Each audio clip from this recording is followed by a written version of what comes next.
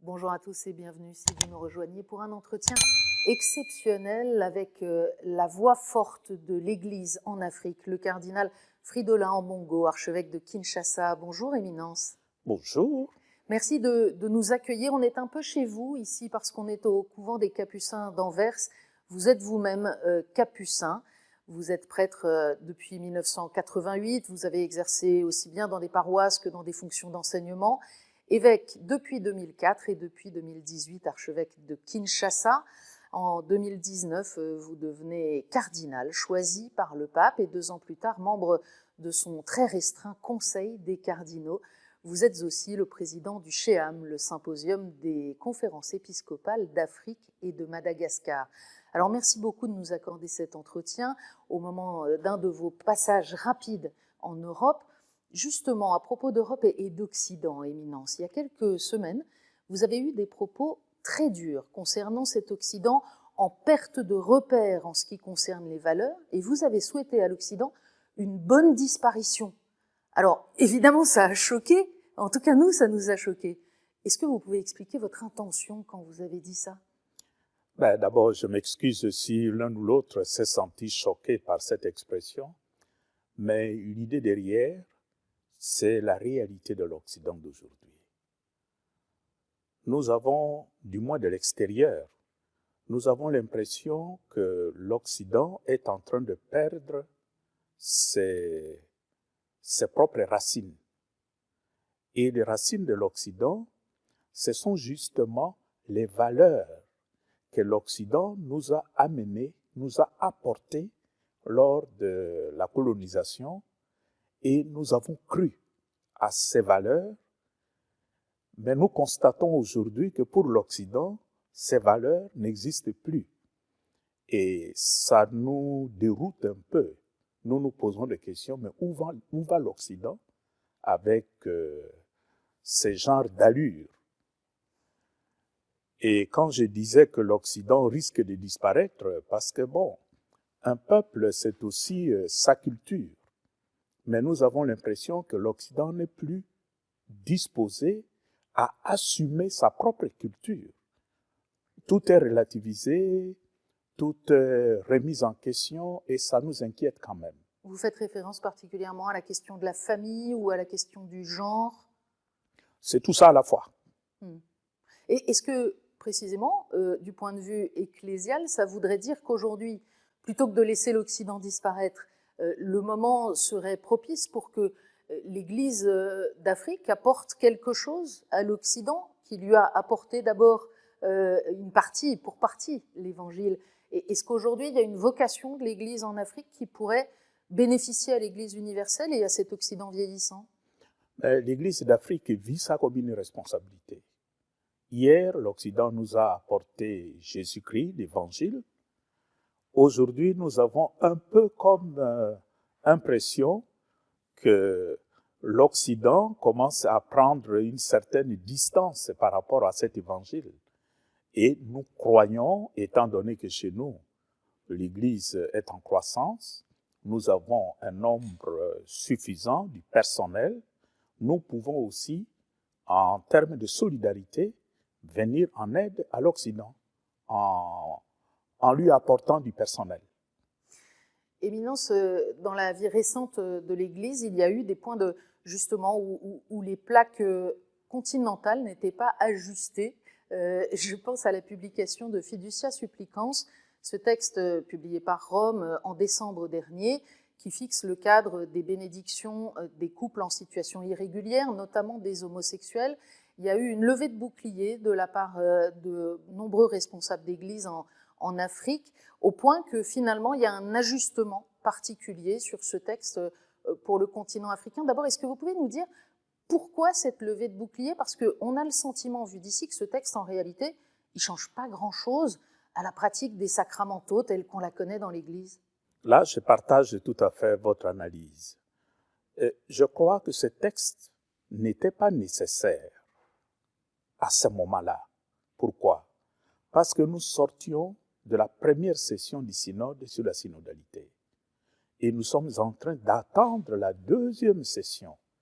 Toutes ces questions que nous avions effleurées pendant la première session du synode, nous allons y revenir. Et on aurait beaucoup gagné en attendant la fin de la deuxième session et mûrir ce genre de sujets dans un esprit de synodalité. Moi, je crois que ce qui a le plus étonné, choqué, c'est la façon, la manière avec laquelle le texte a été publié. Et je dois dire, en dehors de l'esprit de synodalité, ça c'était sur le plan de la méthodologie, le timing. Mais aussi, quand vous lisez les contenus du document, comme vous l'avez justement dit, il n'y a pas une révolution dans ces documents. Parce que les bénédictions, mais nous le faisons, nous bénissons tout le monde. Nous bénissons même des animaux, nous bénissons des voitures. Moi, je bénis parfois même des bics, les jeunes gens. C'est ça qui a pu troubler, parce qu'en fait, la bénédiction, elle ne s'adresse pas à quelqu'un qui serait parfait et réservée à des gens qui seraient en situation parfaite. Pas du tout, pas du tout. La bénédiction, on peut donner à tout le monde. Ça signifie que ce qui a fait problème, ce n'est pas la bénédiction. Parce que la bénédiction, nous le faisons déjà. Ce qui a un peu choqué, et je crois qu'on aurait dû préparer un peu mieux l'opinion dans le cadre de la synodalité, c'est plutôt la bénédiction du lien homosexuel. C'est l'usage du terme couple. Vous avez, comme président du SHEAM, joué un rôle quasiment de négociateur, en tout cas de l'extérieur, c'est le sentiment qu'on a eu entre des réactions parfois très, très fortes, très heurtées de vos frères évêques africains, et puis Rome, pour arriver finalement à une sorte de moratoire particulier pour l'Afrique. Vous pouvez nous en dire un peu plus sur ce qui s'est passé ? Quand le document est sorti, je me souviens très bien, c'était le 18 décembre 2023, c'était une sorte de levée de bouclier de la part des laïcs, surtout dans le mouvement famille chrétienne, de la part de prêtres, de la part de certains évêques, mais alors qui allaient frontalement en guerre contre le pape. Et n'oublions pas que le pape a été chez nous une année avant. Nous avions encore frais en mémoire l'image de cet homme que tout le monde a aimé. Alors, face à une situation pareille, j'ai pris ma responsabilité en tant que président du SHEAM en disant, nous devons faire attention. Si nous laissons la situation aller dans tous les sens, nous risquons de perdre le contrôle sur la situation. C'est ainsi que j'ai écrit, non pas aux évêques individuellement, mais à toutes les conférences épiscopales. L'idée derrière, c'était d'obliger les évêques à se concerter avant de faire une déclaration. Oui, pour qu'il n'y en ait pas un qui dise « moi, je n'écouterai plus Rome », etc., etc., parce que on sentait que c'était dangereux comme situation. Voilà. Ainsi, un travail de synodalité a déjà été fait au niveau de chaque conférence épiscopale. J'ai pris l'ensemble de toutes ces déclarations, je les ai imprimées et j'ai fait la synthèse. Mais je ne suis pas seulement président du SHEAM, je suis aussi membre du C9. À ce titre, je suis le conseiller du pape. Je lui ai écrit une lettre personnelle. J'ai pris l'ensemble de ces documents et je suis venu à Rome rencontrer le pape. Je dois dire, et je suis plein d'admiration et de remerciements au sens pastoral du pape, parce qu'il a lu tout ce que je lui avais amené, il m'a reçu, on en a parlé, mais là c'est le sens pastoral, le sens du pasteur qui a pris le dessus. Il m'a envoyé travailler avec le préfet du dicaster pour la doctrine de la foi, le cardinal Fernandez, parce que nous avions deux objectifs à sauver. Premièrement, calmer nos fidèles du continent africain qui s'étaient sentis blessés dans leur foi, mais en même temps, sauver la communion avec les successeurs de Pierre. Et à l'issue de cet entretien que le pape m'a donné, aussi le cardinal Fernandez, j'ai publié des documents qui a fait le tour du monde naturellement, mais nous reconnaissons aujourd'hui que ces documents a apporté la paix, la tranquillité, et depuis lors, on ne parle plus de fiducia supplicans en termes de virulence, d'opposition vis-à-vis de Rome, vis-à-vis du Saint-Père. On entend votre regret que ça n'ait pas été conservé dans le processus synodal, mais est-ce que, au regard de cette expérience particulière, vous vous dites que c'est peut-être une voie pour l'avenir sur certains sujets de pastoral, que la parole universelle de Rome puisse être ajustée selon les régions du monde et les cultures? Bon, pas nécessairement, mais je crois que si on avait fait une concertation avant, si on avait analysé ces documents fiducia supplicans dans l'esprit de synodalité, peut-être qu'on allait présenter ces documents sous une autre forme et avec une autre tonalité, en tenant compte des sensibilités des autres. Alors, vu de cet Occident que vous jugez sévèrement, mais y compris dans les églises particulières, on a pu avoir aussi l'impression que c'était la manifestation d'une forme de détestation des homosexuels de la part de l'Église catholique en Afrique. Il faut rappeler, pour ceux qui ne connaissent pas, que sur 55 pays africains, il y en a 33 dans lesquels l'homosexualité est un crime ou un délit puni par la loi, et que le pape dit bien, et l'Église dans son magistère dit bien que cette criminalisation, elle n'est ni juste ni bonne. Est-ce que vous pouvez nous dire un mot sur le regard que porte l'Église en Afrique sur les personnes homosexuelles? Depuis toujours, en Afrique, on connaît des cas de pratiques d'homosexualité.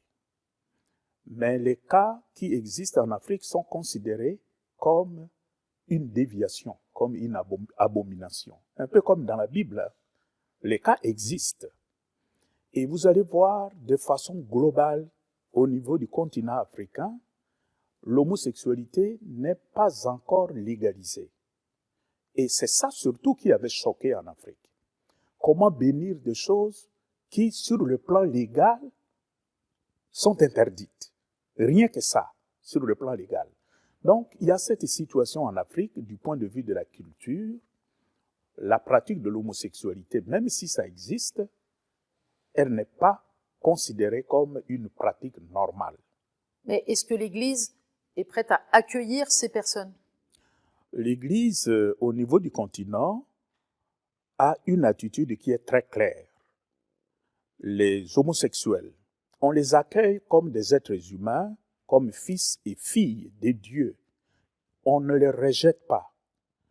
Mais on ne part pas du principe que cette orientation sexuelle soit celle que nous pouvons enseigner à nos enfants. Mais on ne les stigmatise pas, mais on n'encourage pas non plus cette pratique. Éminence, en formulant des vœux pour cette année 2024, vous avez souhaité qu'elle soit une année de plus grande prise en considération de la dignité des peuples africains et de poursuite de la marche vers leur libération totale. De quoi faut-il encore libérer l'Afrique aujourd'hui?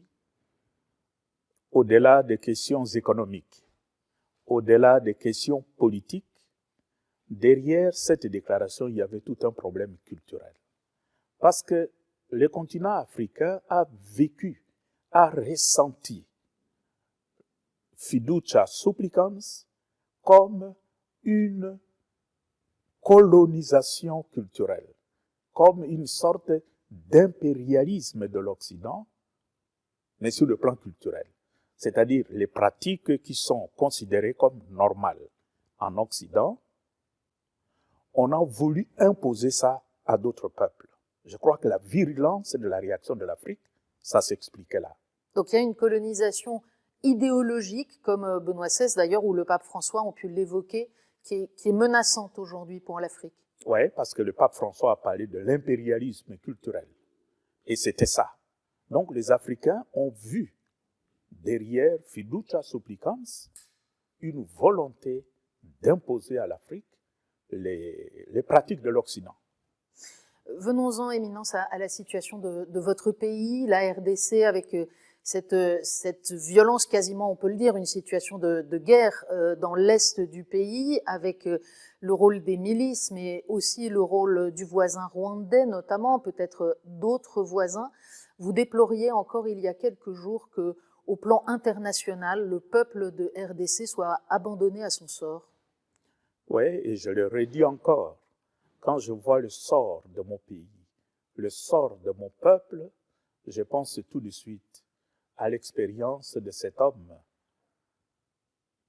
arrêté par des bandits, tabassé, roué de coups et abandonné au bord de la route. Et tout le monde passe à côté, mais on le regarde et puis on tourne le regard, jusqu'à ce que ce soit un Samaritain qui est venu à son aide. Donc la RDC est aujourd'hui dans cette situation-là, mais la cause principale, c'est ce que j'avais dit, je vois sur deux plans. Premièrement, il y a une cause interne, ce qu'on appelle la mauvaise gouvernance de la part de Congolais eux-mêmes. Parce qu'on peut se demander pourquoi cela n'arrive qu'au Congo et pas ailleurs. La remise en question par nous-mêmes de notre manière de gérer notre pays. Et malheureusement, depuis l'indépendance jusqu'à aujourd'hui, on a l'impression que l'homme congolais, la personne humaine congolaise, n'a jamais été au cœur des préoccupations de nos dirigeants. Tous ceux qui arrivent au pouvoir mettent l'accent tout de suite sur leur intérêt personnel, privé, l'intérêt de leur groupe. Et l'intérêt de la population, ça ne les intéresse pas. Ça, c'est la première responsabilité, je trouve, c'est la cause principale de tout le malheur du Congo. L'irresponsabilité du peuple congolais, particulièrement de ses dirigeants. Mais l'autre raison, l'autre cause, c'est une sorte de combinaison d'intérêts économiques, des grandes compagnies pétrolières, forestières, minières, qui veulent opérer au Congo, mais en se servant parfois des pays voisins. D'où toute la colère actuelle au Congo vis-à-vis du Rwanda. Si je prends la province du Katanga, l'essentiel des mines du Katanga sont aujourd'hui entre les mains des Chinois, parce que l'Occident, à un certain moment, s'est retiré au nom de ce qu'on a appelé à l'époque l'afro-pessimisme. L'Occident s'est retiré. Mais les Chinois sont venus, ils ont tout pris. Pour eux, ça ne les intéresse pas si les conditions humaines, les conditions politiques, ça, ils ne s'intéressent pas à ça. Seulement prendre le minerai et partir avec. D'ailleurs, ils viennent même avec des Chinois qui travaillent dans les mines. L'Est du pays, qui n'est pas tout à fait entre les mains des Chinois, c'est devenu aujourd'hui une zone qui n'est contrôlée par personne. C'est comme un trou noir. Et ce trou noir, ce désordre, est entretenu. Parce que c'est là qu'il y a beaucoup de minerais qu'on appelle minerais stratégiques. Alors, nous étions vraiment choqués de voir que l'Union européenne a signé un accord avec le Rwanda sur le minerai stratégique qui se trouve au Congo. Et là, ça a beaucoup choqué au Congo.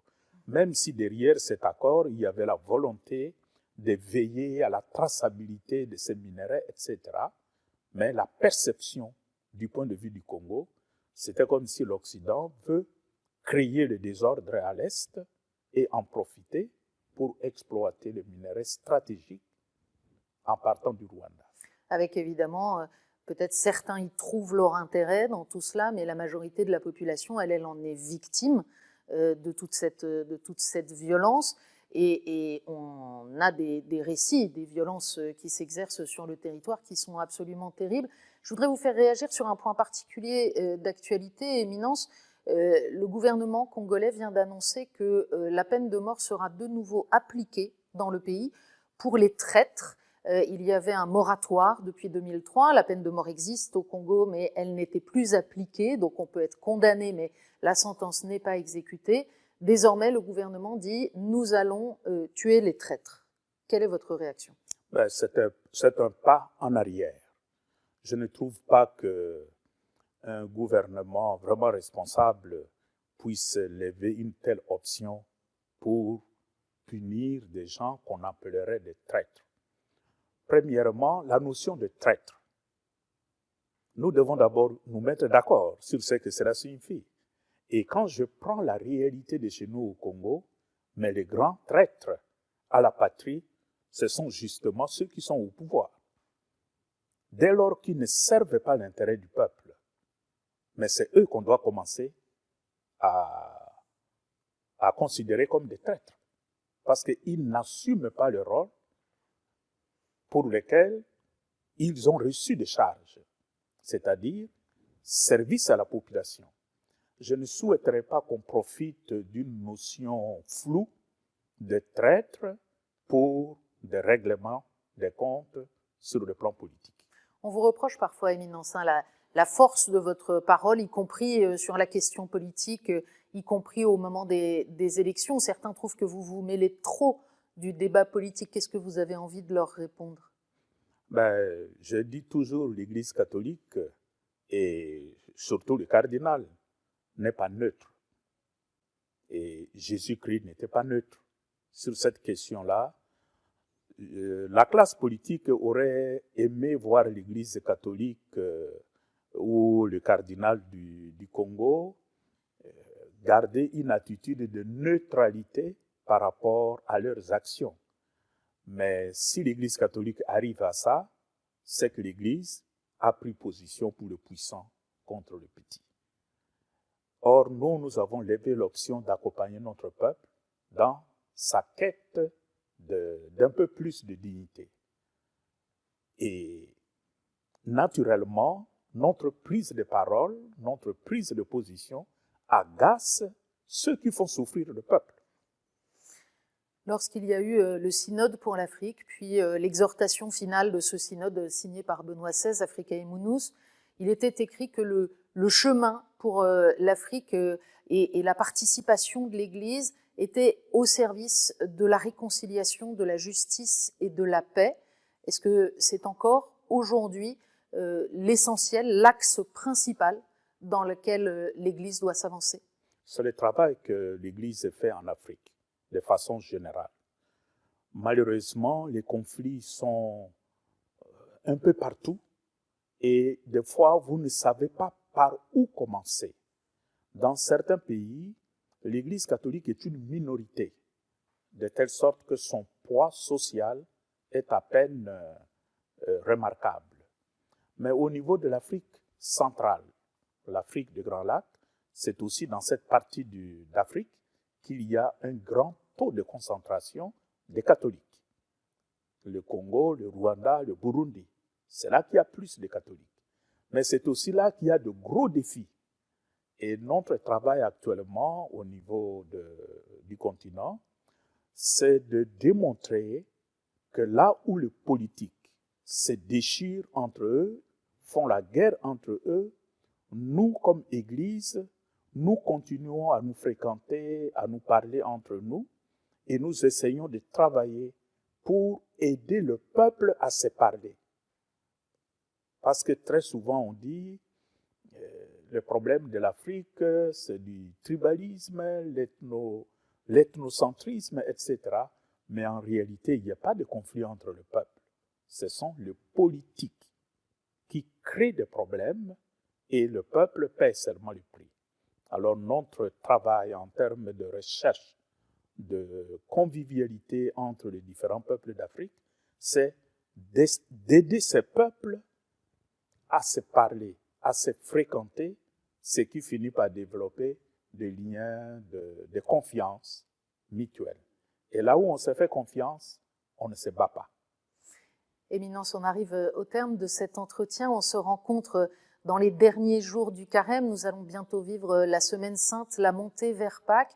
Que voudriez-vous dire à ceux qui nous regardent en Afrique ou ailleurs pour vivre pleinement ce temps? Le carême est essentiellement un temps de conversion. Mais je ne peux parler de conversion que si j'ai pris conscience que je suis sur le mauvais chemin et je retourne sur le droit chemin. Si nous regardons la réalité de notre monde aujourd'hui, la vérité c'est que le monde est devenu dangereux pour l'être humain. Et c'est devenu dangereux à cause de nous-mêmes. Nous avons transformé notre monde d'aujourd'hui en enfer, pour une bonne partie de l'humanité. Étant donné que nous montons vers la résurrection, vers Pâques, qui est la remontée de la mort vers la vie, mon souhait, ce serait que nous tous, chacun, chacune, dans sa responsabilité, puisse prendre sa part de construction, apporter sa pierre de construction pour que notre monde puisse ressortir, ressusciter de ce climat global que nous vivons aujourd'hui, et nous tous, nous nous plaignons pour que, après Pâques, soit pour nous réellement un nouveau départ pour l'ensemble d'enfants de Dieu. Merci beaucoup, Éminence, de nous avoir accordé ce temps. Merci à ceux qui nous ont permis de réaliser cet entretien, au couvent des Capucins ici à Anvers, en particulier au frère Luc. Merci à toute l'équipe de production de KTO et puis à vous de votre fidélité. À bientôt.